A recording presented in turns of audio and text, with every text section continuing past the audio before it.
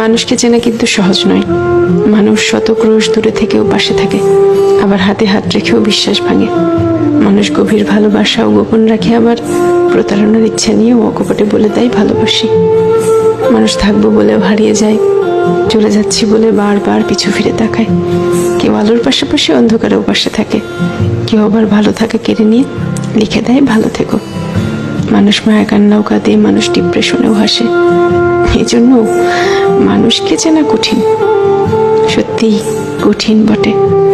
মানুষে মানুষে তফাৎ, ভেতরে বাহিরে তফাৎ, কথা কাজে তফাৎ, তফাৎ মন কিংবা মনুষ্যত্বে।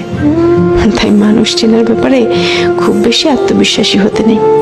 কাউকে পুরোটা চিনে ফেলেছি ভাবলে কষ্ট পাওয়ার সম্ভাবনা বেশি থাকে, সত্যিই বেশি থাকে।